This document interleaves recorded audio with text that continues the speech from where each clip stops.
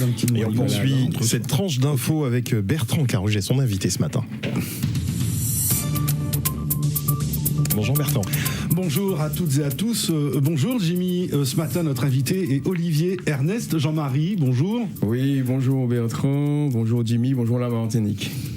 Acteur et observateur de la politique publique martiniquaise, mais plus largement de notre société, de l'évolution de notre société. Et vous êtes là à propos de votre nouveau livre intitulé « Martinique, qui fausse-nous ?» Point d'interrogation. Nous y reviendrons. Mais tout d'abord, votre réaction, Olivier Ernest Jean-Marie, à l'arrêté pris par le maire de Fort-de-France afin de faire cesser, pour cause de nuisances au voisinage et des raisons d'hygiène et de sécurité, avance Didier Laguerre, afin, disais-je, de faire cesser la présence de militants occupant un espace public face à la cour d'appel au centre-ville de Fort-de-France, et ce en guise de protestation contre le non-lieu circonstancié prononcé par l'appareil judiciaire dans le dossier des plaintes liées à l'usage prolongé de chlordécone. Comment vous voyez cette situation ?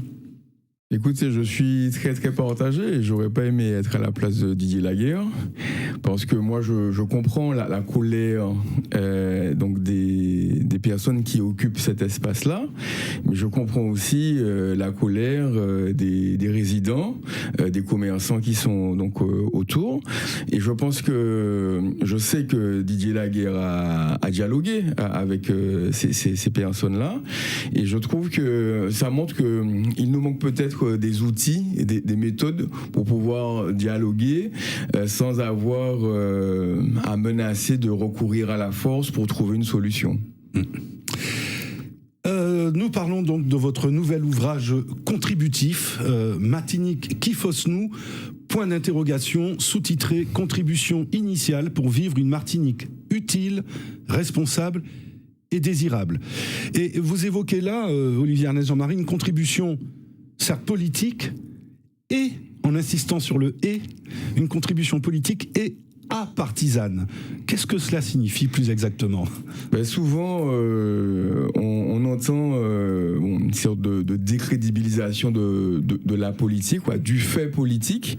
Et beaucoup de gens, quand je discute avec eux, me disent « Ah ouais, bon, ça fait politique là, mais pas fait politique encore, politique ça, qui sale, tout ça. » Et je trouve qu'on confond souvent la politique et le fait politique et le fait partisan. Donc, le fait politique et les élections. Et donc là, on n'est pas dans une logique électorale, mais on est dans une logique politique dans le sens où ça concerne notre communauté martiniquaise.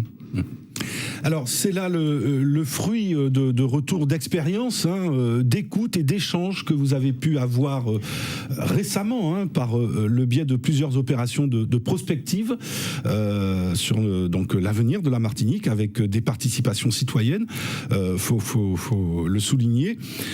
Et du coup, Olivier Jean-Marie, qu'en tirez-vous comme principaux constats sur la Martinique de 2023, la Martinique en 2023 ?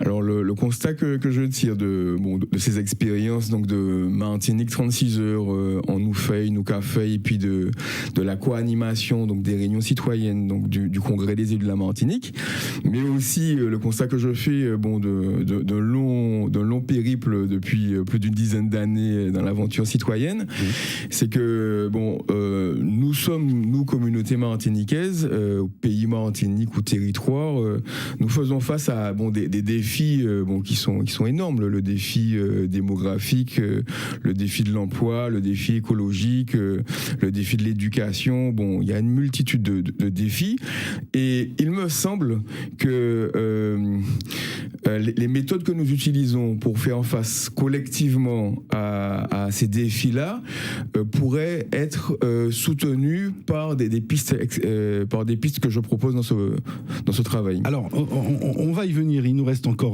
quelques minutes, mais sur la Martinique de maintenant, vous dressez un peu cette vision que vous avez, vous dites, entre optimisme individuel et pessimisme collectif. Voilà où en est la Martinique d'aujourd'hui. Oui, c'est-à-dire que... Selon vous. Selon moi, et puis selon aussi des données, hein, donc je m'appuie sur les données d'un sondage Calistat qui montre bien que individuellement, on est plutôt optimiste pour sa trajectoire personnelle, mais que pour celle de ses enfants, on est plutôt inquiet. Mais ça, c'est pas propre à la Martinique, hein. Le même sondage existe au niveau hexagonal et on a les mêmes résultats, hein. Et selon moi, c'est parce que il nous manque la conscientisation d'une vision commune. Et je pense que moi, je propose donc des outils pour élaborer cette vision commune-là qui permettrait justement de générer de l'optimisme collectif, de l'enthousiasme, de l'énergie, de la joie. Voilà, c'est bien pour ça que vous indiquez d'ailleurs que votre démarche n'est pas tant d'établir un catalogue de mesures, je dirais, techniques, voire même technocratiques, mais bien plutôt de contribuer à élaborer et à inciter les uns, les unes et les autres à élaborer des pistes, des méthodes de travail collectif, y compris bien sûr les élus. Oui, les élus, mais aussi chacun de nous, dans notre famille, dans nos associations, dans notre voisinage aussi. Et l'idée, c'est de se focaliser sur ce que nous voulons vraiment, plutôt que d'essayer de réparer des problèmes qu'on a identifiés. Oui, et à un moment, vous dites aussi éviter d'être plutôt à chaque fois dans une espèce d'handicap à rattraper. Voilà, exactement. Voilà, quoi. Et comme je ne vais pas dire de quémander, mais enfin, vous voyez, on n'est pas loin, même si en même temps, c'est vrai que nous avons quelques retards à combler. Mais on ne doit pas se focaliser, rester que sur ça. C'est ce que j'ai cru comprendre entre les lignes. Parce que souvent, quand on analyse la situation en termes de panne et de problèmes à réparer ou de handicap à rattraper ou de retard à rattraper, on peut être pris justement dans la logique de réparation sans in fine dessiner et engager l'énergie commune vers ce que nous voulons vraiment, vers un objectif choisi. Et ce que je dis aussi, c'est que toutes ces propositions-là sont complémentaires à l'action quotidienne, donc des élus, des éducateurs sportifs, des éducateurs sociaux qui gèrent les urgences quotidiennes auxquelles ils doivent faire face. Mais l'idée, c'est qu'il faut certes une équipe pour éteindre les incendies, mais il faut aussi une équipe pour désigner et engager le maximum de personnes dans le dessin d'un objectif commun. Alors, on est là sur, effectivement, c'est un peu votre antienne, c'est la co-construction, l'élaboration collective. Les élus ne doivent pas, je dirais, en façade, en affichage, faire des consultations citoyennes et puis ensuite finalement décider tout seul dans leur coin. Mais c'est bien ça, il faut faire vraiment jusqu'au bout avec les citoyens. Oui, c'est ma conviction. Et pour terminer, parce qu'il nous reste 2 minutes pour cette première partie, Olivier Ernest Jean-Marie, justement, vous préconisez, préconisation bienveillante, avancez-vous, vous préconisez de s'appuyer sur le socle positif de la Martinique. Cela pourrait sembler quelque peu élitiste, en tout cas aux yeux de certains. Explicitez-nous cela. Vous pensez à quoi quand vous dites le socle positif de la Martinique ? Alors moi, je pense par exemple à la culture au Bel-Air, je pense à la cuisine martiniquaise, je pense à la langue créole, je pense à la solidarité que notre société montre dans certaines situations. Donc non, au contraire, c'est quelque chose de... Les forces martiniquaises sont enracinées dans le peuple martiniquais, et ce que je propose, c'est que pour s'autoriser à imaginer un avenir positif, c'est de s'appuyer sur quelque chose de bien réel, et l'idée, c'est de faire l'inventaire de nos forces pour conscientiser ces forces-là et les activer pour s'élancer vers l'avenir. De nos forces, mais de nos actes, pas que manqués, de nos actes réussis également. C'est ça, nos actions, nos actes, tout au long de l'histoire. Nos succès, nos ressources sont aujourd'hui des carburants pour imaginer un avenir commun, positif. Alors pour ça, il y a une méthode, vous vous appuyez sur des choses bien précises. On va développer dans quelques instants, dans la deuxième partie, avec évidemment, vous le savez, avec la participation, l'interactivité de celles et ceux qui nous écoutent et nous regardent aussi à la télé pour la première partie et sur le web. C'est la deuxième partie de Sazot Kadi avec Olivier Ernest Jean-Marie, qui est l'invité de Bertrand Caruge ce matin. Oui, Jimmy, il est acteur et observateur de la politique publique martiniquaise et il nous parle de son nouveau livre, Martinique, qui fausse nous.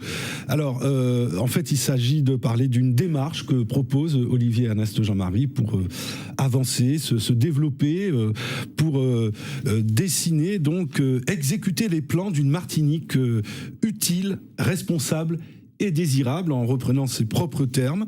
Alors ça passe par se focaliser sur le résultat à atteindre, en conscientisant et en mobilisant ses forces. Je cite là de ce que je trouvais dans le livre, ce que j'ai lu. Et puis d'emprunter, alors d'identifier nos forces, nos succès, nos atouts, et les mobiliser, c'est ce que vous nous disiez juste avant l'interruption, et vous proposez d'emprunter la voie de l'exploration appréciative et ou de l'enquête valorisante. Alors là, faut nous expliquer là encore. L'idée, c'est qu'est-ce que c'est donc il y a deux significations. Donc l'enquête, donc c'est rechercher, donc c'est se poser des questions, donc trouver des questions qui permettent de trouver donc des réponses productives.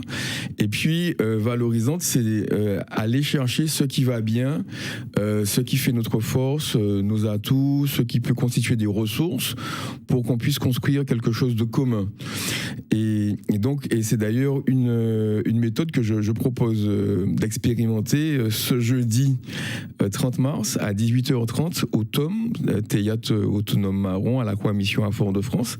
Donc j'invite tous ceux et toutes celles qui voudraient vivre ça, parce que c'est quelque chose de concret, c'est pas de la philosophie seulement, c'est aussi de la philosophie, mais c'est aussi de la pratique. Et donc on va vivre une expérience de dialogue appréciatif. Donc on va pour sortir, trouver une alternative à la violence qu'on connaît aujourd'hui, à la fois sur les réseaux sociaux, mais aussi dans la vie aussi, dans notre société actuelle, pour essayer d'offrir une alternative à un dialogue qui peut construire un lendemain qui soit plus haut, plus doux, plus large. Place donc à l'interactivité, Olivier Jean-Marie. On y va, Jimmy? Oui. On va commencer par Michel, qui est avec nous ce matin. Bonjour Michel. Oui, bonjour à tous. Oui, bonjour Michel. Bonjour monsieur Jean-Marie. Bonjour. J'aimerais commencer mon propos en saluant l'énergie que vous déployez pour trouver des solutions, une analyse critique qui permettent à ceux qui décident, c'est-à-dire ceux qui sont au pouvoir, d'avoir des éléments permettant des politiques intéressantes. Mais la première question, c'est quel contact vous avez justement avec ces personnes qui sont au pouvoir? Sont-elles intéressées par ce que vous proposez? Avez-vous déjà eu des entretiens? Êtes-vous invité par des partis politiques à vous exprimer, à expliquer vos points de vue? Et sont-ils, ces points de vue, repris dans les politiques menées par nos élus actuels? Et puis, la deuxième chose, c'est est-ce que toutes les solutions que vous proposez peuvent être mises en application au regard peut-être moi j'ai l'impression que le problème en Martinique vient il y a une clé de voûte, il y a une clé à desserrer pour que les choses puissent s'ouvrir. J'ai l'impression qu'il y a un préalable en Martinique qu'il faut dépasser pour qu'on puisse mettre en place des politiques qui fonctionnent vraiment. Et j'ai l'impression que toutes ces énergies qu'on met en place, toutes ces politiques qu'on met en place sont des sparadraps sur une plaie beaucoup plus profonde qu'on ne veut pas traiter parce que cette plaie-là est entretenue par les lobbies qu'on connaît en Martinique. Et on a du mal à venir penser cette plaie avant de venir mettre du sparadrap. Très bien, merci beaucoup Michel pour cette question-là. Merci pour le soutien et les encouragements.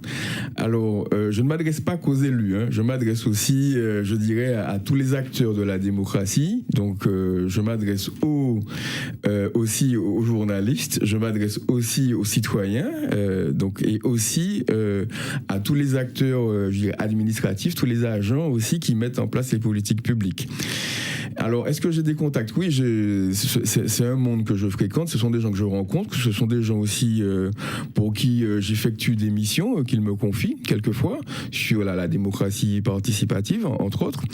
Donc, est-ce qu'ils mettent en œuvre, est-ce qu'ils écoutent ce que je dis? Je pense que un petit peu, pas autant et pas aussi vite que je l'aurais souhaité, mais je pense qu'il y a des idées qui progressent et pas seulement de mon fait, parce que il y a beaucoup d'acteurs aujourd'hui en Martinique et ailleurs qui font la promotion de la participation citoyenne, soit des associations, soit aussi des agents dans l'espace public aussi.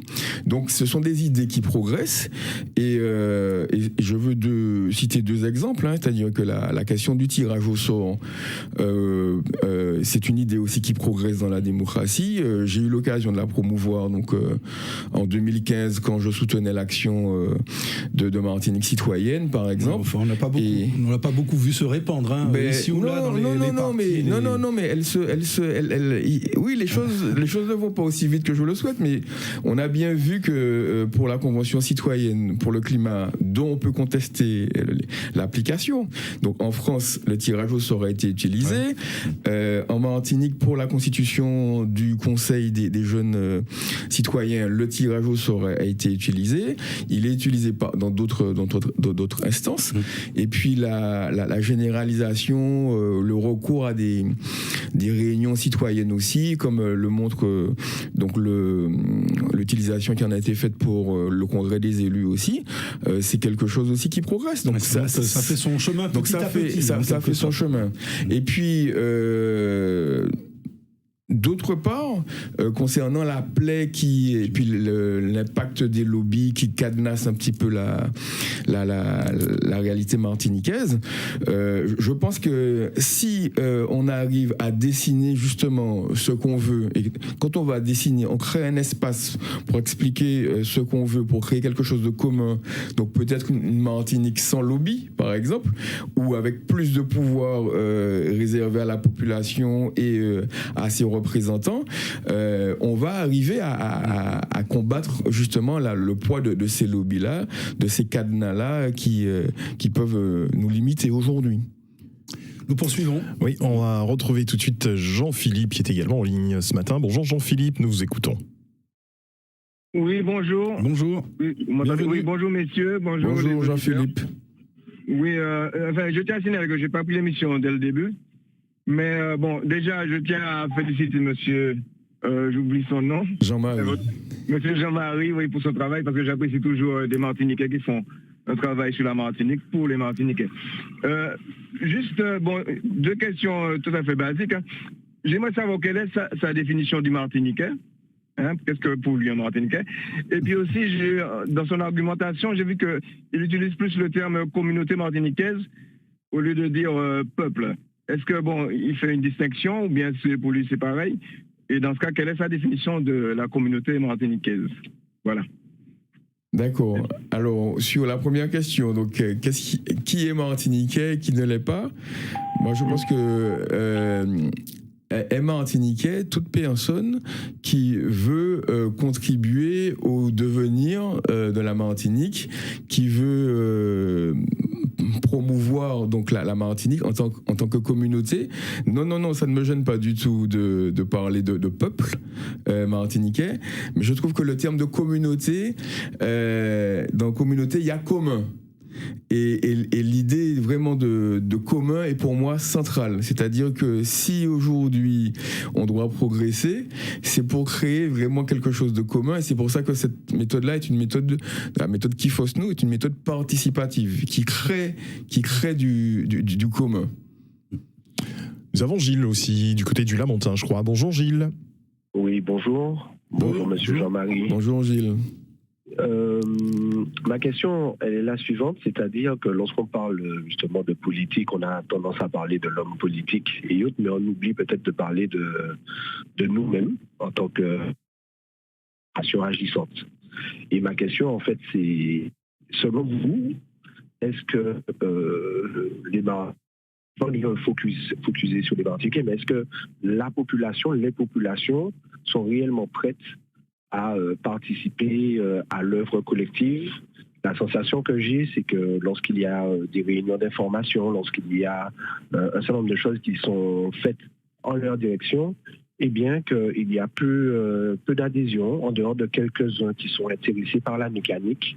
Je trouve que la masse générale s'intéresse peu aux affaires communes, sauf s'il s'agit de critiquer, de tirer à boulet rouge sur ceux qui ont fait ou qui proposent.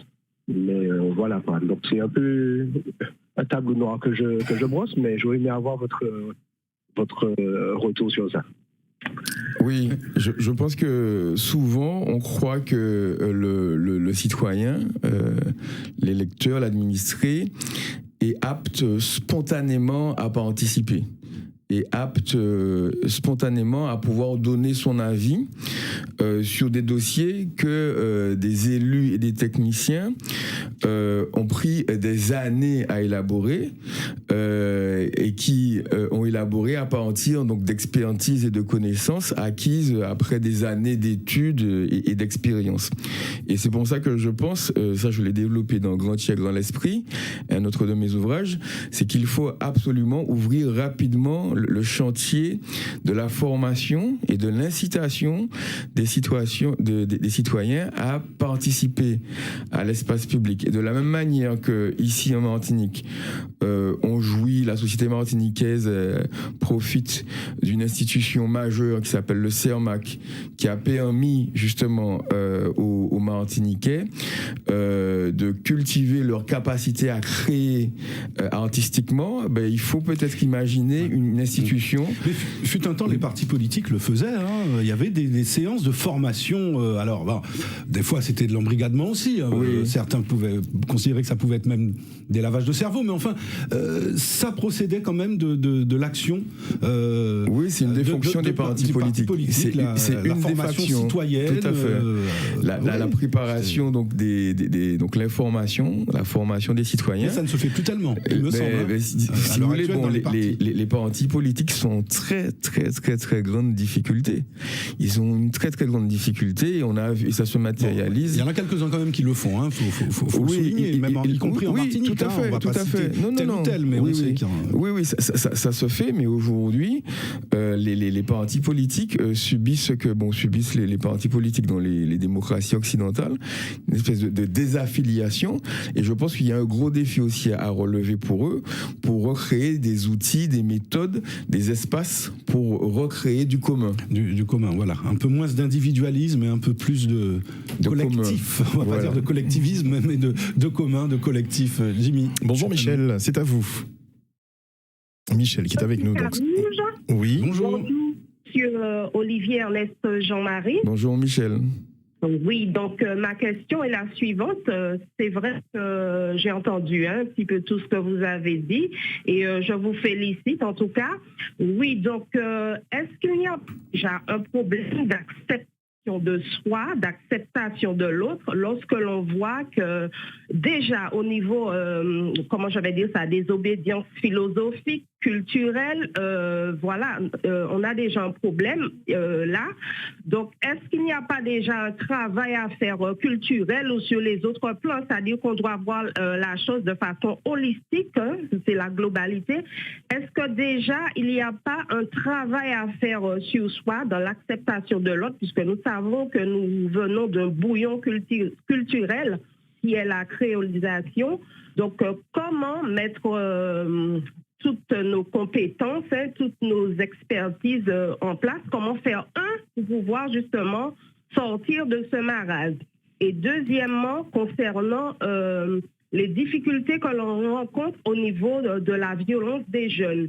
Donc, est-ce qu'on tient compte, est-ce que c'est pas le fait parce qu'il y a des jeunes qui vous disent que leurs parents ont perdu leur travail, qu'eux-mêmes ne sont pas au travail. Donc, à quel moment on va se pencher sur ces véritables problèmes, et pas seulement ça, les problèmes sont divers, pour que nous puissions justement faire et toujours dans la vision holistique, est-ce qu'il n'y a pas je dirais, un maillon, un aspect qu'on a oublié. Est-ce que tous les aspects sont réunis pour pouvoir arriver justement à cette union, à cette entente, à cette visée en tout cas que l'on cherche. Voilà. Merci. Très bonne journée à vous. À vous aussi, merci. Bien, merci, merci Michel. Alors oui, il faut articuler, je dirais, un processus d'individuation, c'est-à-dire permettre, et ça, je pense que l'éducation au sens large doit accentuer cela encore un peu plus, permettre à chaque individu de devenir un peu souverain. Et Thomas Jefferson, le troisième président des États-Unis, disait que le but de la démocratie, c'est de permettre l'autogouvernement sans maître.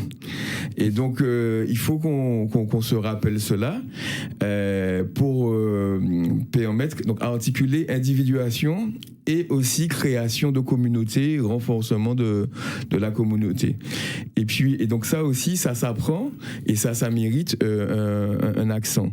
Et puis sur la question de la violence des jeunes, de la violence quelques mots, pour conclure. Qui traverse notre pays, je pense que moi je promeus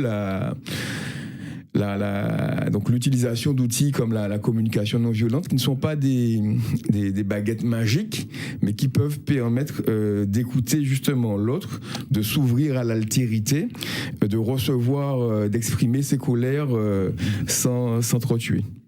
Créer les conditions et un climat, je dirais, apaisé pour le dialogue entre les uns et les autres, les décideurs et les citoyennes et les citoyens. Merci Olivier Ernest, Merci Jean-Marie